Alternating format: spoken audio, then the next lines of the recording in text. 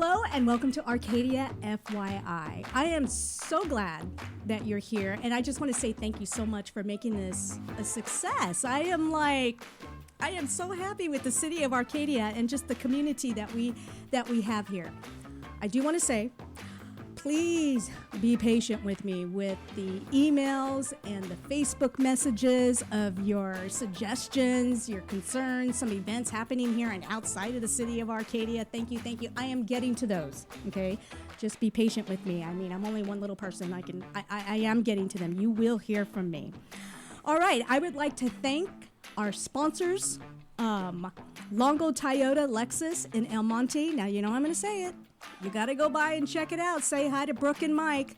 I mean, I think they have 100 acres, I think. I think it's a huge lot of all these cars. And they do more than just sell cars. You just got to go check it out. Star 7 Financial with Francine Chu. I think she's one of the greatest financial advisors in education and for kids. We'll kind of touch on that a little bit. The Santa Anita Park. In fact, I can almost see the horses running out on the track right here, right down a little bit, around the corner. But Pete's going to be in and talking about the things that are happening at the Santa Anita Park. A lot of great things going on. I'm pretty sure you heard some of it. Wait until you hear it from the horse's mouth. Yes, pun intended. The Le Meridien Hotel in Arcadia and Pasadena here. Arcadia, Pasadena. Someone was asking me, you keep talking about you're going to have the Le Meridien on. I know. She was supposed to be on a couple of weeks ago, but she'll be on next week. Okay, last week we had MJ. I hope you had some great information on how to grow your business online. Okay, how many of you are parents out there? Okay, let me count. 1, 2, 3. Okay, a lot of you. How many of your kids, how many of the parents of the kids are in the Arcadia School District? Okay, 1, 2, a lot. Okay, you're going to like this show. Because in studio, I have the superintendent of the Arcadia Unified School District to talk about schools, education, and if you're on YouTube, you can already see him talk about kids and get to know Dr. David Vannasdall. Yes. Did I say your name right? You nailed it. I was practicing all day and last night, so I just wanted to make sure. Welcome to Arcadia FYI. Christine, I've been admiring your work for a long time and appreciate the work that you do for the chamber. And so it's just awesome to be here in your studio. That's very humbling because what you do for the kids in this huge, not a huge school district, but a very successful school district. Okay, let's get to know you just a little bit here. Now, I know you weren't born in Arcadia, or here. You were where? Midwest, Cincinnati, the Kentucky side of the Ohio River, but I always say Cincinnati because people know where Cincinnati is, but kind of along northern Kentucky. Northern Kentucky. So were you born in Ohio I was born in Missouri, and then we moved around middle school to Kentucky. Okay, so you were born in Missouri. Is it Missouri or Missouri? We said Missouri, but it depends on where you're from in the state. I know. So people correct me. It's Missouri, Christine. I know. Okay. So, all right. So then you were born in Missouri, but did you go to school in Ohio? I went to University of Kentucky for college, and then I did work in Cincinnati, Ohio, before coming out to California. Okay. So who's your football team? University. Well, I'm married to a Penn State grad. Oh, okay. My dog's name is Nittany. Oh. The Nittany Lions. Yes. So here's the deal. She gets football season because that's their sport. I get basketball season because I bleed blue, University of Kentucky. So that's how we keep peace at our house. I happen to, Kentucky did really good. They did. They do very well. The college and the college they basketball. weren't as good when I was attending back in the day. And football and basketball, they've always been. Yeah, they've always been good. Okay, so football. All right. So now that you're in LA, are you a Dodger fan? I'm just going to test you now because if not, we're going to end the show. I am a Dodger fan now. I am a Dodger fan. Although I'm holding on to the Bengals for football. Oh, okay. Cincinnati Bengals. I don't know why. It's tough having a relationship with the Bengals. They let you down every week. I know. I have hope. I know. But the Dodgers, it's just fun. Everyone in my office is a Dodger fan, and the game's on in the lounge. Did you play sports growing up? I did. I played soccer. Oh, really? Soccer is my sport, and my son right now is in club soccer, and that's where I am on weekends. I'm at the fields for the club soccer tournaments and driving all over. So. Oh, okay. So you already mentioned you're married. How many kids do you have? I have 5 kids. So Five I kids. have 3 adult children that I raised all the way up, divorced, remarried, and decided, let's do this again and raise kids again.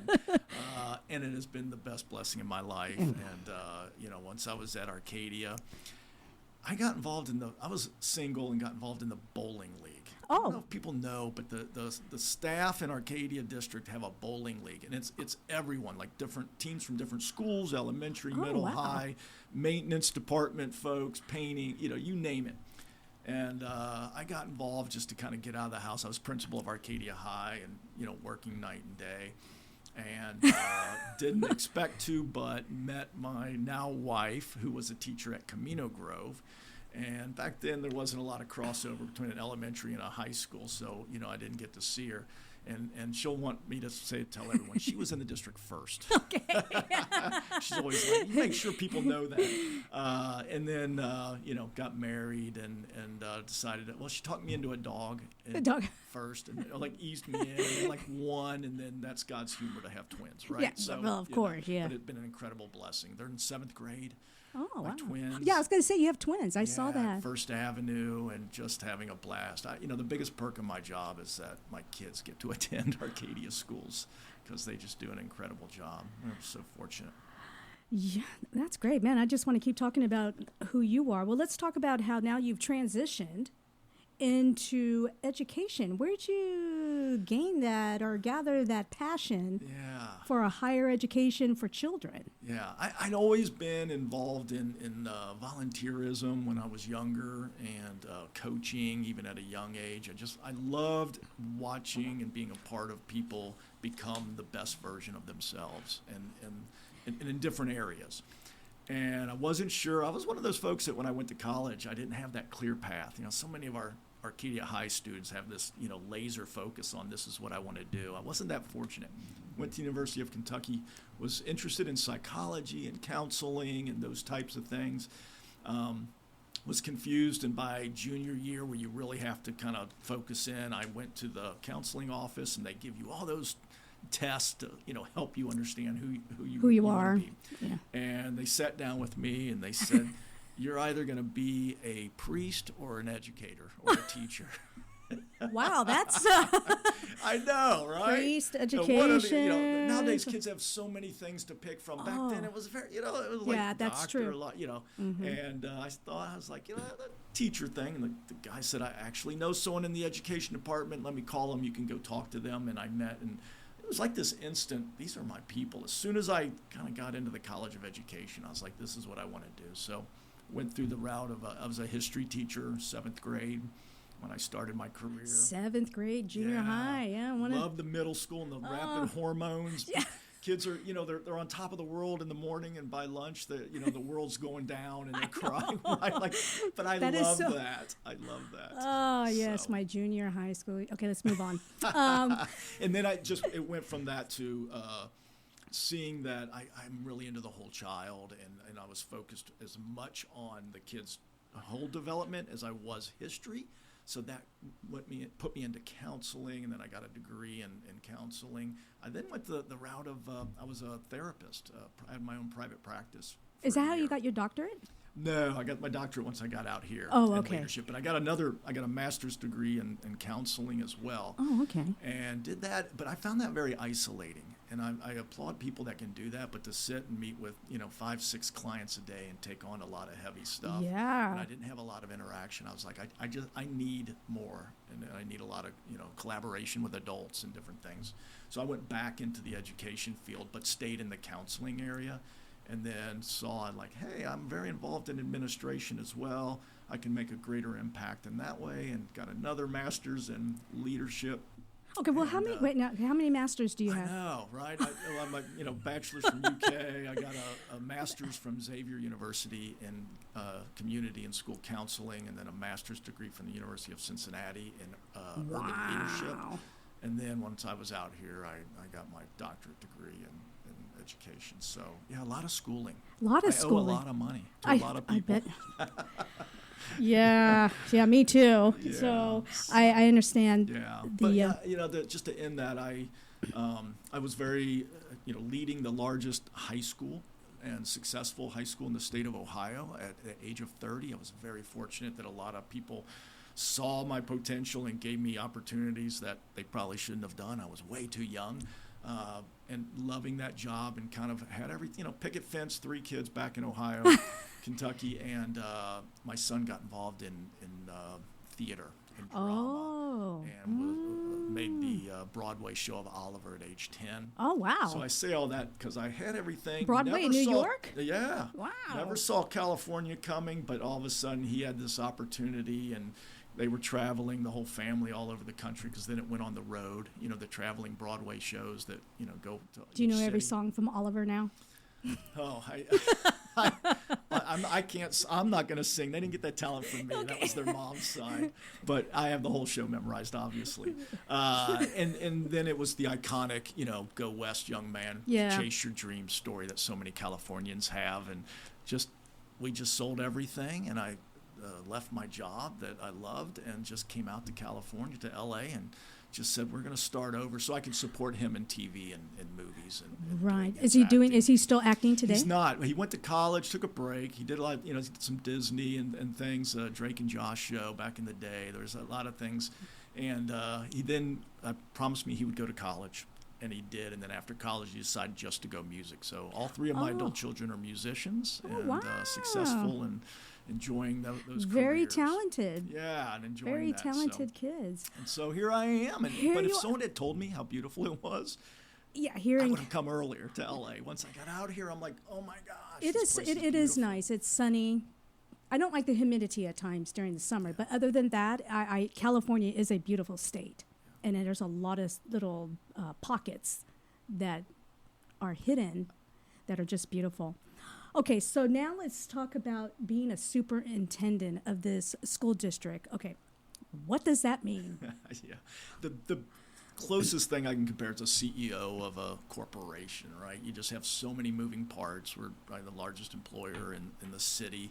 We have over 2,000 staff and over 9,000 students, and Oh my that gosh. comes with families and parents. Did you hear that? 9,000. 9,000 students. It scares me if I think about Oh, it, right? I can't even. It's a lot of responsibility, but I get to work with an incredible team, and so my job really is to build a team around myself that kind of takes care of the 360 of our organization. And people think of school and education as the classroom, and that is why we're there, for that magic that takes place in the classroom, that teaching and learning. But we serve over 6,000 meals a day. We have our transportation department, our maintenance department. We're basically running a city. And so, I surround myself, my executive team that I call them. I have, our business services. That's all of, payroll and finance and all of our maintenance and facilities. And then I have our HR department, my assistant soup. I have my ed services superintendent. Ryan Ferran, my communications, and then my chief technology and innovation.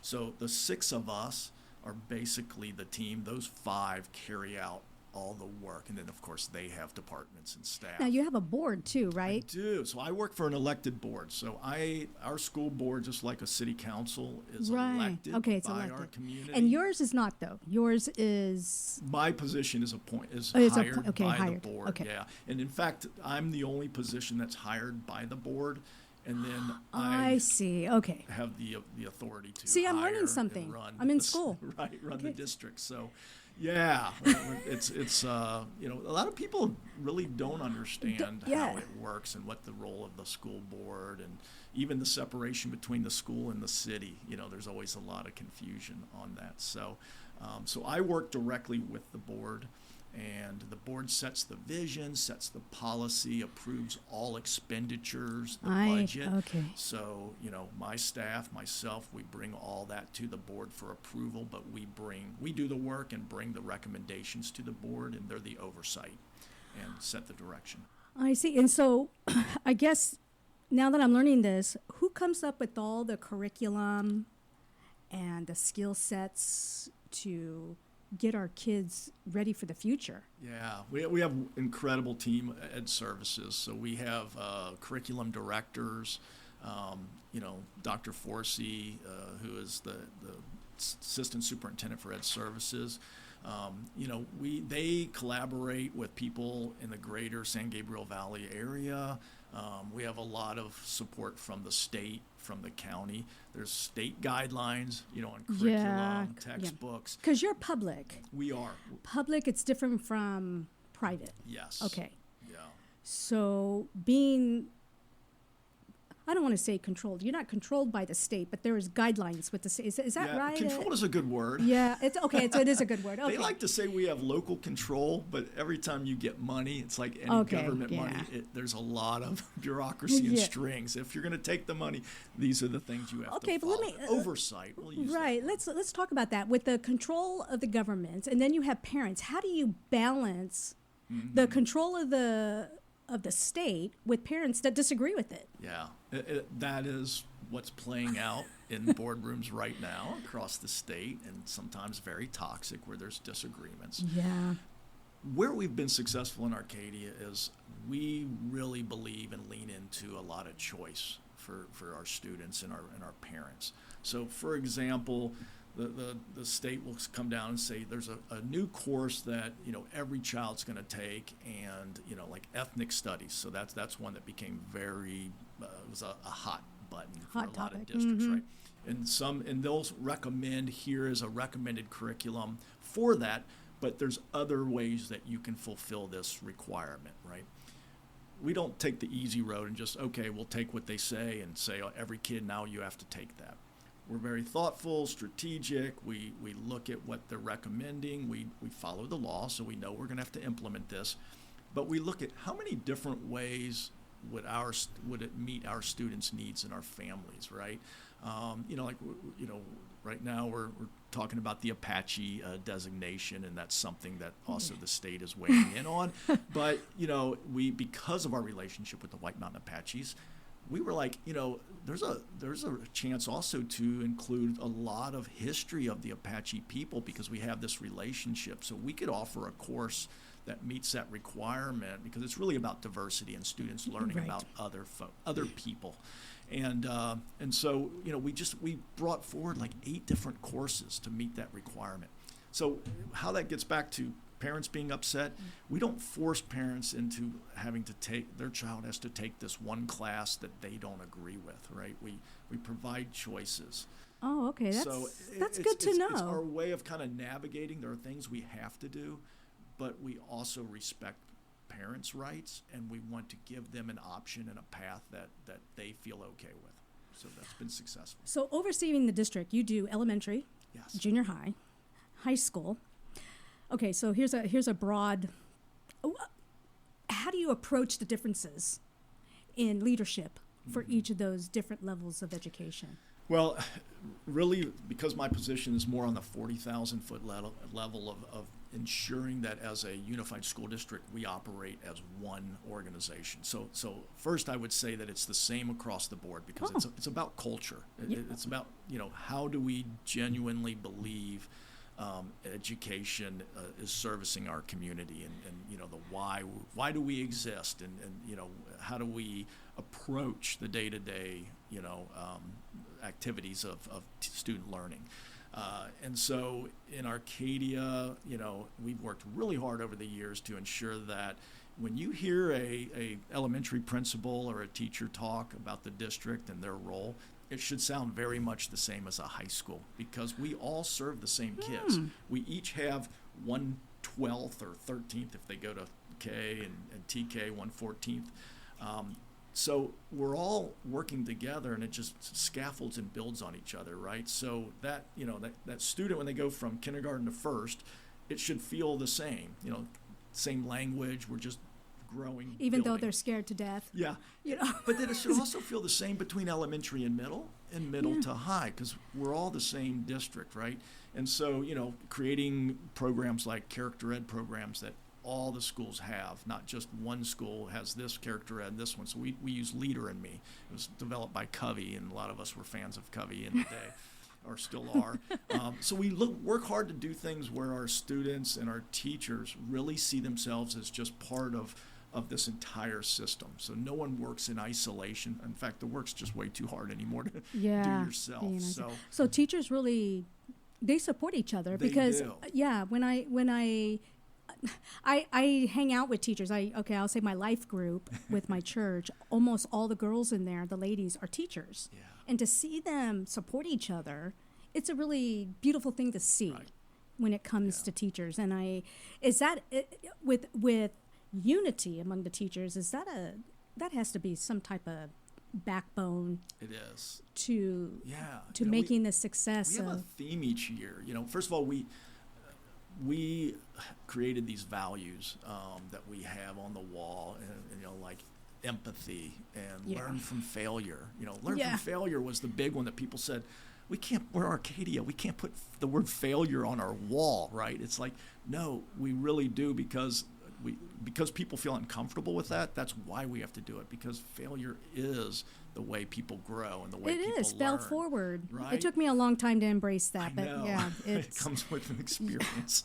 But so we kind of live by the same set of values, and then we create themes every year that we all rally behind. And if I can share real quick, this year it's Imagine, Inquire, Inspire, which is our tagline that we've been using for 8 years. So it's not new. But we are in the process this year of talking about what is life going to look like in 15 years. So we really want to vision and engage with the business community, our parents, our students, and talk about, with AI, being integrated, what are the jobs that are going to be out there, and then start asking the tough questions. Are we providing the needs and experiences that our students are going to need when they graduate? Not right now, but we're teaching kids in preschool right now that are going to not be out for 13, 14 years. That is great. That gives me chills. That is So really... the Imagine, Inquire, Inspire is really to kind of get people the imagine, right? Yeah, Think outside, not today, because the world's going to be so different in 15 years. So what should we be thinking about? We have such a smart community, right? I mean, people in different fields and jobs that, help us and give us input. And then, the Inquire is really asking the tough questions. Okay, everyone wants everything. How does it fit into what we do and not, negatively impact what is working? And so you really have to be thoughtful. And then ultimately, what will inspire, like something that we can, like our North Star, right? What can we point to and say, like, wow, this is where we're going, and if we can hit this, all of our kids are going to be super successful in 15 years out. I think what's scary too, and what do you think, that with the future holds, AI seems so singular.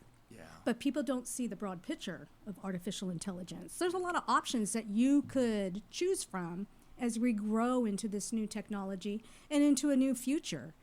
Is that something? Yeah, we know it's a powerful tool. Yeah. I mean, clearly it's something that you can't ignore. Students need to be learning how to use it as a tool, how to master it.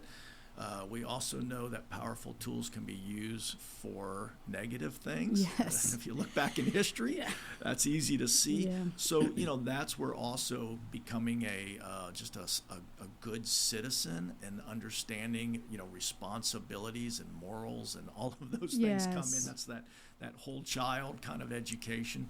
So, when you start to partner those two, but honestly, right now, it's like drinking from a fire hose with AI, right? Like, we're just getting so much information, and there's, like, every app now is using it, right? Yeah. So I'd be lying if I said that, I have a grip on this and I know where this is going. We're watching it. We recognize we got to begin to implement it as a tool for teachers, for students. But it's interesting kind of watching right now, where is it going to go? Like, and how soon will it impact, our daily lives? The Arcadia School District, people from everywhere try to get an apartment. They will live in a tent to have their kids go to the Arcadia School District. Why is that, Dr. David? I mean, what is it about the education, about the schools here in Arcadia, that people want their children to attend? Yeah.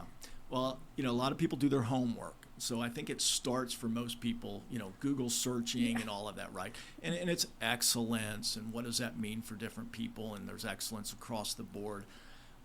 what I like to explain, and it's hard to just narrow down because we're a living organism, right? Everything you touch, you pull a string at here, it impacts over here. So it's very delicate and fragile, but it's the rich tradition and history that we have. And it boils down to stability and consistency and playing the long road. We in Arcadia, we don't go off on these left turns all of a sudden. And that has to do with stability and longevity of the school board members, right? They serve for many, many years. They were PTA parents. They understand who we are. They don't come on the board and like, I know someone that has this company and we should use this new reading program, We have fundamental, reading programs in our elementary we've been using for over 30 years. Why? Because they work. Yeah. And we know they work. So we don't take the newest, silver bullet that someone's selling and say, you should do this. We grow each year. We innovate each year. But each year grows on last year. We don't leave that. And so when you have a steady board, you have a steady superintendent. It's my 20th year. I right? was going to get to that. Wow. I'm invested here. My kids are here, right? Like I'm making decisions that I'm going to have to live with, that my kids will have to live with. I'm not just here to get a paycheck for 3 years and get my resume builder and move on, right? But that's not the norm. Well, we're not going to let you leave, Dr. Dave. I'm sorry. And then when the superintendent's steady, you have the executive team that's been here 8 years. My team has not, it's been the same. And then you have teachers that are not going to leave. So when you put all that together, people aren't able to really identify it, but what we have is something that's slowly been building 50 plus years, and it just keeps getting better every year. But it's fragile because, that stability starts at the top with the board. They're elected. And, we've been fortunate that those 5 people don't run for board because, they want to build a name and run for something else. They just want to give back to the system. Yeah, I see some of the board members at the supermarket. The president or the... Lee Chavez right now is our president, yes. Oh, Lee, we'll see each other at Ralph's. Yeah. And it's so funny. Her and I will try and go early Saturday morning so we don't see anybody. And we're like, my hair's not, and then there she is. It's so funny. I mean, she is just, I love Lee. She's really. And our board members aren't paid. These aren't paid positions. And they're at everything. Everything, and they're happy. Okay, so I'm going to say this. The only way that I was a high school teacher for, I taught in the ROP program. Oh, I did not know that. I loved it. I did it for like 6 years, and I got my teaching credentials at the University of San Diego, and I loved it. I love kids. I love when you call them teenagers, I say, no, they're young adults, okay, they're teens aging, but they're just, like you said, what I've learned being a high school teacher, they like to absorb information. They just want to be taught. Yeah. I mean, of course they're wild. We were always wild. But what I love about the Arcadia High School District is one thing that you touch on is consistency. It works. And I'm going to compare it to In-N-Out Burger, whether you like it or not. I mean, their menu is the same. It's a great example. And it is, when you go there, you expect that what you're going to get. And the same thing with the Arcadia High School District or the Arcadia School District. Yeah. There is consistency in the education. And when students graduate, whether it be from elementary to junior high to high school, and especially from high school into our future, they are well prepared and skilled. Yes. And that is, and I'm not just saying that. I mean, that's what I have learned. And it's, and I don't, gosh, Dr. David. I'll touch on that culture real quick because so many people, and I like to emphasize this because people will talk about the academic excellence, and it's there. Right? And what you just said, we have evidence across the board for that. When our kids come back from college after going in their freshman year, the feedback is always across. No matter what level of student you were at Arcadia High, I was very prepared, and usually they're surprised at how unprepared their roommates from other places are. Well, you give them a chance. But the culture is also kids have a place to belong in Arcadia. And it is truly a home, and it's a special place. And I have to share this story because it moved me. A couple years ago, we had a librarian, And she shared with me this story that she had a student. I went in one day, and there was a girl in one of the aisles, and she was on sitting down and some tears. And I was like, what's going on? She told me the story that she had come in one day and was crying. And she didn't know, it's like, do you say something? Do you not? She went over, she sat down with her and just said, are you okay? Is there anything? And then she shared that her father had just died. I get emotional sharing this, and that and so the librarian just it's like there's no words you can say in that moment. It's like that's gonna make everything okay. She said, "Do you mind telling me about your father? Just like what? Tell oh my me gosh, about you're gonna it." make me cry. She went on and on, just really opening up about him and the special things he did, his hobbies and different things, and she thanked her and she left. The librarian spent the next week making a collection of books that resemble a lot of the hobbies and the different things, traits that she shared about her father. And she made a little row of books in the library. And the next time that girl came in, she said, "Hey, I made this for you. If you're having a bad day, just come in here and you can kind of sit and see it as a space to just, be with your father." And the girl does, and she did.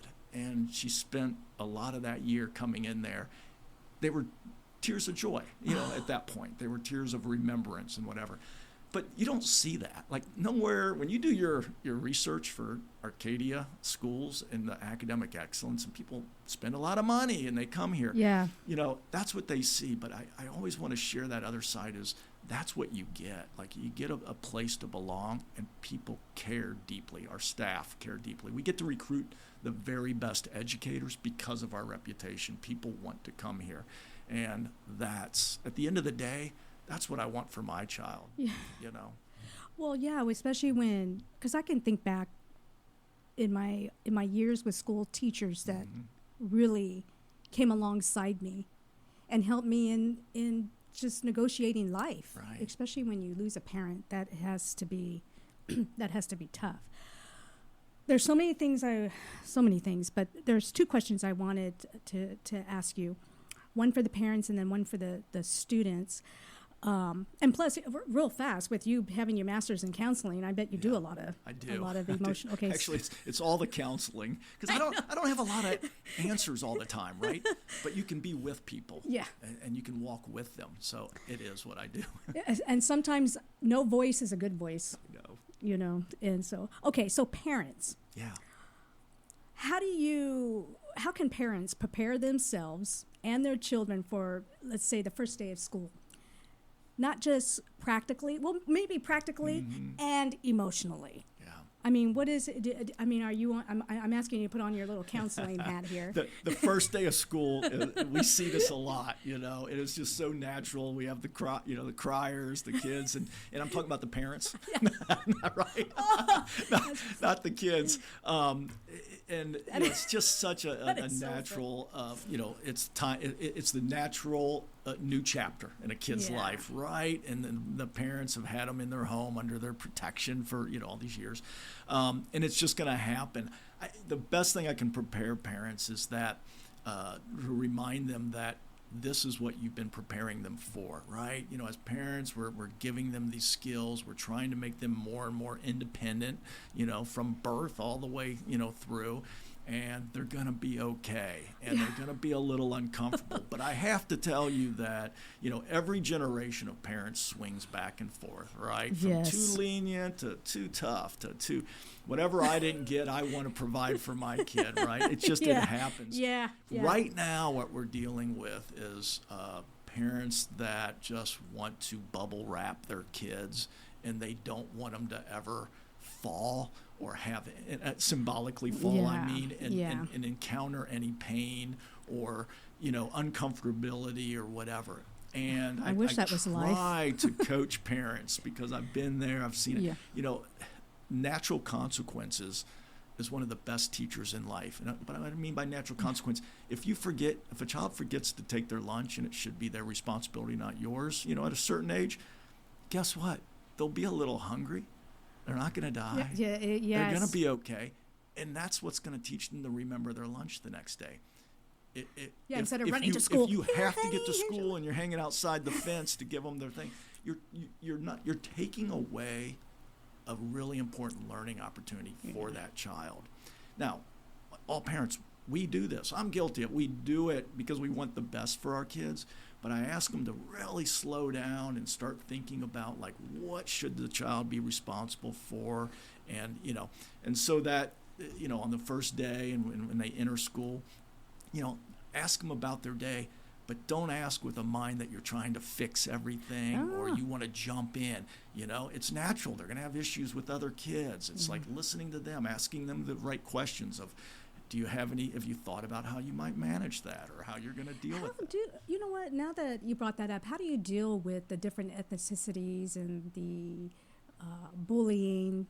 Yeah. Do you guys have a plan? We do. I mean, we have a bullying policy, and but a lot of bullying is really, if there's a clear definition, and it's really about repetitive, and that does happen, and we have really strict policies and ways to manage that.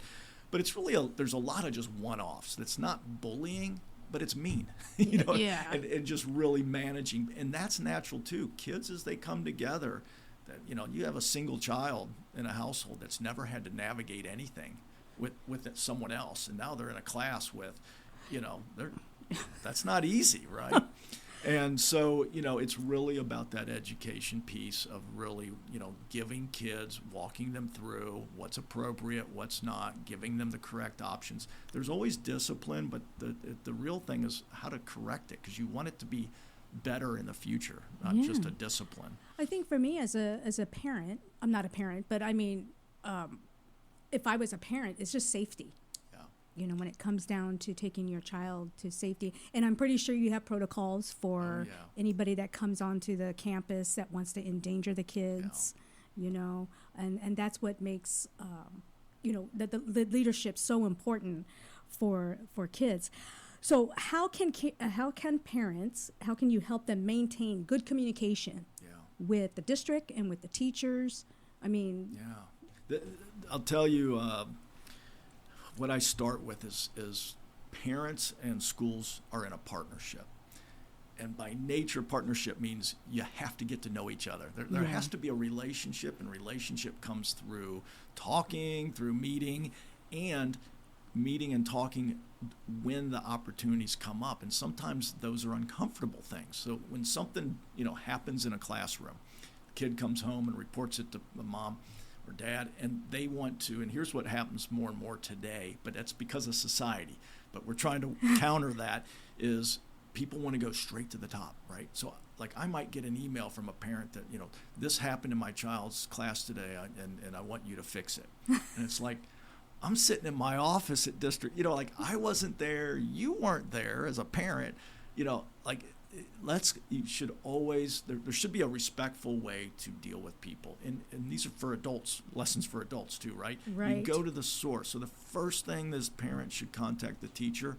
Can we talk? Here's what my child shared.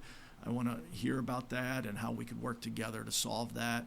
And you talk through it, right? That's the first. And then we have escalation, like, if you're not satisfied after that as a parent, you can go to the principal or the assistant principal and talk about it. But it should always start, and about 95% of issues are solved if people will just go and have the conversation, the respect. And it is uncomfortable, right? Yeah. When you step into that, like, oh, I want to bring this up, and but when you solve it with the teacher and the parent, not only did they just solve the issue for the kid, but they now have a better relationship moving forward, right? Because they've worked together it's a on trust. something. How are you going to trust somebody if you don't communicate? It's absolute trust, and there has to be a trust there. And so, that's the number one thing I encourage people, is that you have to take the time. But people are so busy today, and society has gotten to this point, like, during the pandemic, where, people aren't happy. They have a bad experience. Instead of telling someone at the restaurant, they go home and they just slam them on social media. It's like, did you have did you give that feedback? Did you have a conversation? So we're countering that, but we have to, because part of being a healthy organization, society is, we are humans have to talk to each other. I think people find it so much easier to yell Yeah. rather than Yeah. to sit and talk. Or anonymous. Yeah. You know, I get anonymous emails. The problem with that is it's just like throwing a grenade in like I can't do That's a anything good with that, because how do I follow up with you? How do I ask more questions? Because yeah, I want to improve everything. I mean, any feedback I get, you know, once I know it, I can't unhear it. I want to You're not fix it. I perfect? want it to be You don't know better. No, everything, Dr. I David? know. Don't tell anyone, Okay, please. I won't. So, you know, I always tell people too, it's like, you know, well, I'm afraid of retribution or all. It's like, we don't have anonymous. We're partners, Yeah. right? Be part of the problem And, you know, the and solution. you have to be willing to approach the situation whether you're right or wrong. Yeah. And I, you know, when I approach something, I got to be ready to be corrected. Maybe I was wrong in Absolutely. the situation. Oh, okay, I see. Instead of Yeah. going like, hey, you know, Yeah. you did this to my kid. And even if we disagree to people, there's always nuggets that I learn. Or it's not like holistic disagree. It's like, okay, I understand your point. I've walked away learning from it. So it's just so important that we continue to remember that we are in the people business and we have to be Yes. partners. And Well, so yeah. parents need to, you know, just give that time, because it's for our kids. And you're constantly around people of all ages. I so respect you, Dr. David. Okay, so for students, how do you help them to embrace the benefits that you bring